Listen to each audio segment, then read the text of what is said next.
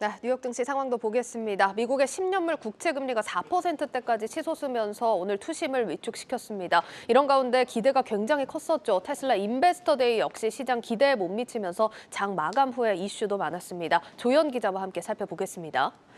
조 기자, 일단 테슬라 시간의 거래에서 하락폭이 깊었습니다. 실망감이 더 크다 이런 얘기로 해석이 될까요? 그렇습니다. 테슬라 주가 장중에 1.4% 하락했고 시간의 거래에서 한때 7% 가까이 떨어지기도 했습니다.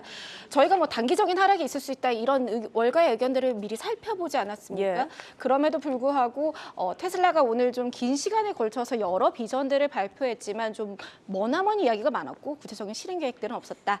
이런 평이 나왔습니다. 가장 큰 뉴스는 Q&A에서 나왔는데요. Q&A에서 일론 머스크가 멕시코 기가팩토리 확정을 공개했는데 사실 이것도 전날 멕시코 대통령이 먼저 발언하면서 좀 기미생감이 있어요. 그래서 멕시코 몬터레이에 대한 공장에 대한 구체적인 타임라인은 나오지 않았습니다. 하지만 다른 공장들이 발표일로부터 가동까지 한 1년 정도 걸렸으니까 예. 이것을 감안하면 2024년 말이 될 것이라는 전망입니다. 그리고 기대했던 차세대 차량이 여기서 생산될 것이라고 이야기를 했고요. 50억 달러가 투입이 됩니다. 테슬라는 멕시코 기가팩토리 건설로 연간 350만 대 생산을 달성하겠다. 이런 목표입니다. 알겠습니다. 이게 좋은 소식들이 나왔지만 구체적인 계획이 없었다라는 게 좀 아쉬운 점으로 꼽히고 있습니다. 그리고 시장에서는 사실 반값 전기차가 나오냐 마냐 기대가 컸었는데 여기에 대한 언급이 없더라고요.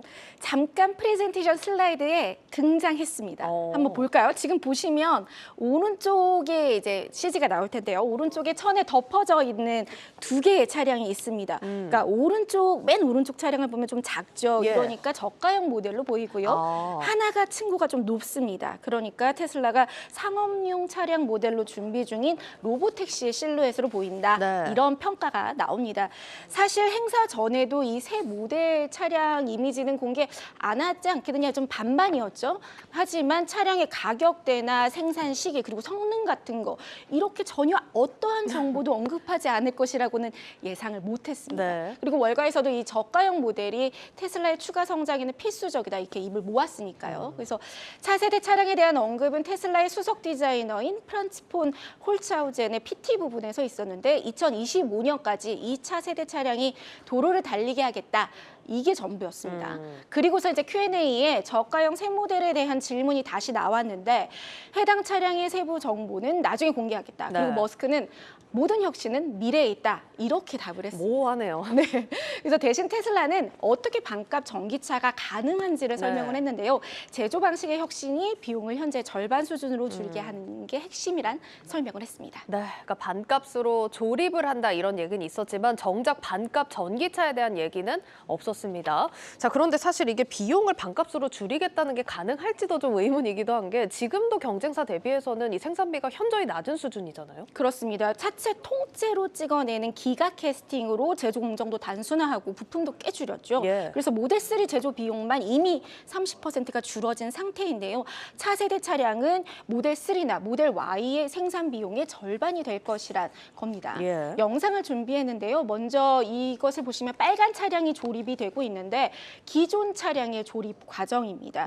그러니까 차체 부품들을 하나의 차량 바디로 만들어서 페인트를 칠하고 다시 분리해서 필요한 내구재를 넣은 뒤에 문을 닫는 형식입니다. 그러니까 여기에 계속 차량에 사람이 붙어서 조립을 진행해야 하죠. 그런데 테슬라는 이걸 각 파츠별로 제작한 뒤에 조립하는 형식으로 효율을 개선하겠다는 겁니다. 이렇게 하면 공장의 생산 면적은 한 40% 줄일 수 있고 들어가는 시간은 30%, 비용은 50% 절감 효과가 있다. 이렇게 설명을 했습니다. 그래서 이를 차세대 차량부터 적용하겠다는 거고요. 그리고 차세대 차량은 이제 히토류를 사용하지 않겠다고도 했는데요. 이 발언에 미국 내 히토류 생산 기업 MP 머터리얼즈 주가가 시간의 거래에서 떨어지기도 했습니다. 예. 한편 테슬라는 2030년에 이 연간 생산량 2천만 대라는 청사진을 재차 강조했습니다. 그러니까 현재 약 14배에서 15배 수준인데요. Q&A에서 이에 대한 질문이 나왔어요. 그래서 제프리스 애널리스트가 그럼 연간 2천만 대를 달성하기 위한 모델 수는 얼마나 된다고 생각하느냐 했더니 일론 머스크가 10개 정도라고 이야기를 했습니다. 그 얘기인즉슨 한 모델당 연간 200만 대의 판매가 되어야 한다라는 거죠. 근데 이게 사실상 꽤나 큰 겁니다. 현재 세계에서 가장 잘 팔리고 있는 게 도요타의 코롤라인데 네. 110만 대 정도거든요. 그리고 오. 테슬라의 모델 Y는 한 76만 대 정도 인도됐습니다. 그러니까 이보다 2배 더 판매되는 모델이 10개는 라인업으로 갖춰야 한다는 거고요. 네. 그리고 현재 테슬라의 차량 모델이 사이버 트럭까지 6개 정도인데 그 얘기인즉슨 적어도 4개 이상의 새 모델을 테슬라가 내놓아야 한다라고 볼 수 그렇네요. 있습니다. 예, 지금 뭐 생산비도 절반까지 줄일 수 있을지 목표치도 과연 도달할 수 있을지는 아직까지 확신이 들지 않지만 세부적인 내용이 공개가 되기까지는 좀 지켜볼 부분이 많을 것 같습니다.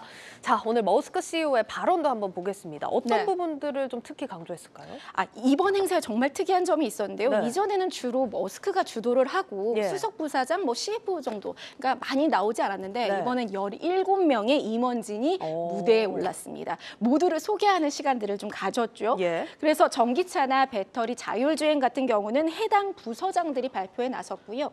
머스크가 나선 부분은 오프닝인 지속 가능한 에너지의 미래, 그리고 AI 기반 로봇이었습니다. 그러니까 미래 방향성을 화두로 던진 부분들은 좀 제외하고 테슬라 사업 이야기만 보자면 먼저 메가팩, 그러니까 산업용 대용량 에너지 저장 장치, 산업용 ESS죠. 이 메가팩 프로젝트를 통해서 화석 연료 채굴을 줄일 수 있겠다 이렇게 강조를 했고요. 예. 또 리튬 정제소도 연내 운영을 시작하겠다는 계획을 밝혔습니다. 그리고 나서 이제 테슬라의 로봇 옵티머스가 공개가 됐는데요. 여기서 머스크는 지금 테슬라보다 AI를 잘 이해하는 기업 없다 이렇게 자신을 했습니다. 그리고서 언젠가는 로봇 사업이 자동차보다 테슬라에게 더 커질 수 있겠다고 믿는다고 말을 했습니다. 네, 알겠습니다. 자, 이렇게 오늘 인베스터데이의 핵심 발언들 좀 살펴봤는데 월가 반응이 어떨지 네. 너무 궁금합니다. 어떻습니까? 아무래도 늦은 시각에 행사가 끝났거든요. 네. 그래서 월가의 본격적인 월가 평가는 내일 나오지 않을까 싶고요. 예. 다만 저희가 미리 살펴봤었죠. 아무래도 연초 이후에 테슬라의 주가가 2배 가까이 뛴 만큼 단기적인 하락을 주의하라는 경고가 복수의 IB들로부터 있었습니다. 기다렸던 이제 반값 전기차가 베일을 벗지 않았지만 테슬라가 갖고 있는 가장 큰 장점, 그러니까 기술의 혁신과 이를 기반으로 한 가격 경쟁력으로 전기차 가격 전쟁의 시대가 열릴 것을 예고한 만큼 이를 월가가 어떻게 평가했을지 주목됩니다. 그리고 외신에서는 비전에 대한 내용은 길었지만 새로운 차량과 서비스에 대한 구체적인 내용이 좀 부족했다 이렇게 평가를 주로 이뤘는데요. 핵심 내용을 조금만 더 살펴보자면 테슬라가 사이버 트럭을 연내 출시하겠다. 예. 그리고 내년부터 대량 양산을 시작하겠다라고 확정을 했습니다. 그리고 또 새로운 구독 서비스인 충전 구독 서비스를 내놓았는데 이게 이제 월 $30를 내면 야간에 무제한으로 충전할 수 있는 서비스입니다. 예. 텍사스주를 중심으로 먼저 이제 시범하는데요. 보험하고 또 자율주행 FSD가 있죠. 그러니까 이미 구독 서비스가 많은데 앞으로 이 구독 비즈니스 새로운 생태계를 꾸려가지 않을까 이렇게 봅니다. 네, 여기까지 듣도록 하겠습니다. 고웨스트 조연 기자였습니다.